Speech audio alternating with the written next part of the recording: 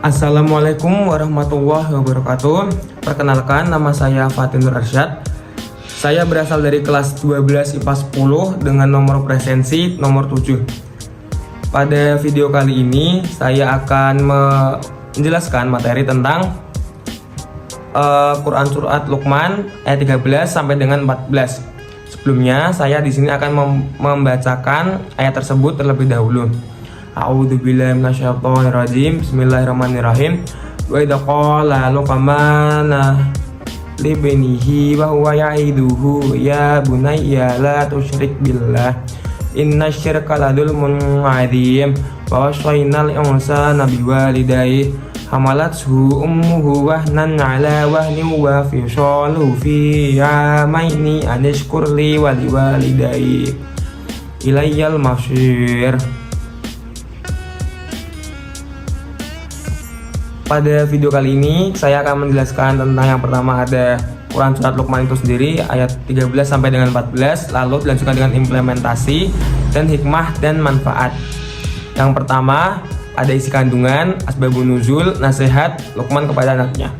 Isi kandungan dari ayat tersebut yaitu menjelaskan tentang perintah untuk menjaga anak yang merupakan amanah Allah Subhanahu wa taala dengan menanamkan sejak dini sikap menasihati dan berbuat baik serta berbakti kepada orang tua. Lalu asbabun nuzul dari ayat ini yaitu tidak ada sebab khusus yang mendorong turunnya surat ini, akan tapi ada sebuah riwayat hadis yang menyebutkan ayat ini ketika Allah menurunkan ayat ke-82 surat Al-An'am. Para sahabat merasa keberatan, maka mereka datang menghadap Rasulullah SAW seraya berkata, "Wahai Rasulullah, siapakah di antara kami yang dapat membersihkan keimanannya dari perbuatan zalim?" Beliau menjawab, "Bukan begitu, bukanlah kamu telah mendengarkan wasiat Luqman kepada anaknya? Hai anakku, janganlah kamu mempersekutukan Allah. Sesungguhnya mempersekutukan Allah Subhanahu wa taala adalah benar-benar kezaliman yang besar." Hadis riwayat Bukhari. Pada hadis tersebut menjelaskan bahwa syirik merupakan dosa paling besar, kezaliman yang paling zalim, dosa yang tidak akan diampuni oleh Allah, dan pelakunya diharamkan masuk surga serta seluruh amal yang pernah dilakukannya selama di dunia akan hangus dan sia-sia. Lalu yang selanjutnya adalah nasihat Luqman kepada anaknya. Yang pertama yaitu jangan menyekutukan Allah, yang kedua berbuat baik kepada orang tua, yang ketiga jangan mengikuti orang tua jika menyekutukan Allah, yang keempat kebaikan dan keburukan meski sebesar biji sawi akan ada balasannya, yang kelima dirikanlah sholat, zakat dan serulah manusia pada kebaikan serta cegahlah mereka dari kemungkaran. Lalu jangan sombong, dan selanjutnya ada sederhana dalam berjalan dan jangan mengeraskan suara.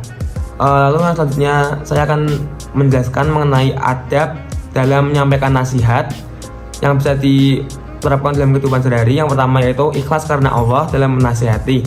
Seorang yang menasihati hendaklah memiliki niat semata-mata untuk mendapatkan ridho Allah Ta'ala, karena amalan kebaikan tidak diterima dan tidak dianggap sebagai amalan soleh kecuali jika dengan niat yang ikhlas.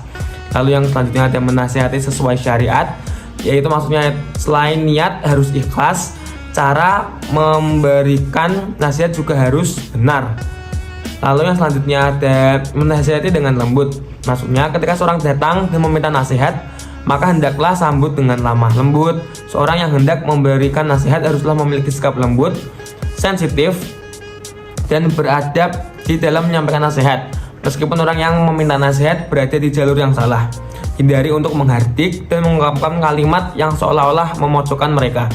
Lalu ada jangan memaksa agar nasihat diterima, dan maksudnya yaitu ketika memberikan nasihat pada seseorang, jangan pernah memaksakan orang tersebut menerima nasihat kita secara langsung.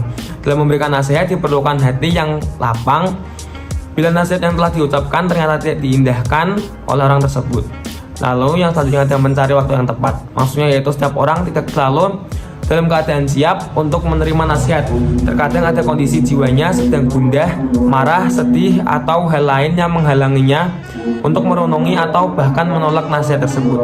Pemilihan waktu yang tepat ini sekaligus menjadi penentu seseorang menerima nasihat. Terus selanjutnya adalah implementasi atau penerapan perilaku. Yang pertama yaitu bersikap qanaah, yaitu menerima semua jenis kenikmatan yang telah dianugerahkan oleh Allah Subhanahu wa taala kepada kita.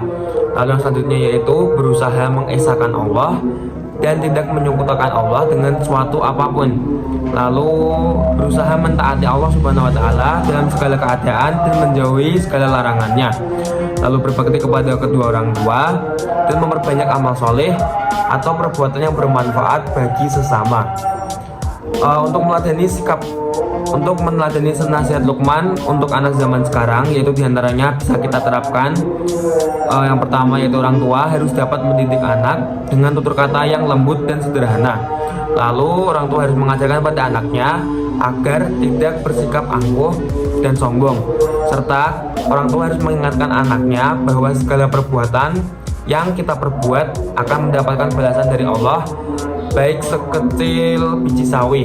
Lalu yang selanjutnya ada selalu bersyukur atas segala yang telah diberikan oleh Allah kepada kita dan senantiasa berada di jalan Allah dengan menghindari perbuatan yang mengarah kepada menyekutukan Allah. Lalu yang terakhir yaitu senantiasa mengajarkan pada anak-anak kita agar selalu berbuat baik kepada orang tua. Yang selanjutnya yaitu hikmah dan manfaat. Untuk hikmah dan manfaat itu sendiri, yang pertama yaitu ibadah dapat meningkatkan keimanan dan ketakwaan kita kepada Allah, serta dapat menjauhkan diri kita dari perbuatan yang syirik. Lalu yang kedua adalah ibadah dapat mendekatkan diri kita kepada Sang Khalik, yaitu Allah Subhanahu wa taala. Lalu ada yang menjauhkan diri kita dari perbuatan keji dan perbuatan yang mungkar. Lalu dapat menyadarkan kita akan keberadaan dan kekuasaan Allah Subhanahu wa taala. Lalu menghindarkan diri kita dari perbuatan maksiat. Dengan bersyukur akan menambahkan nikmat-nikmat kita dalam menjalankan segala hal. Jadi kesimpulannya adalah kita harus berbuat baik dan senantiasa berada di jalan Allah yang lurus dan benar agar terhindar dari kemaksiatan atau kesyirikan. Lalu kita harus memberikan nasihat kepada orang lain sesuai dengan adab-adab yang berlaku dalam Islam, dan kita harus bisa mengajarkan anak-anak kita nantinya untuk meneladani apa yang telah dinasihatkan Luqman kepada anaknya pada masa dulu. Sekian yang dapat saya sampaikan. Atas perhatiannya saya ucapkan terima kasih. Apabila ada kesalahan kata, mohon maaf. Wassalamualaikum warahmatullahi wabarakatuh.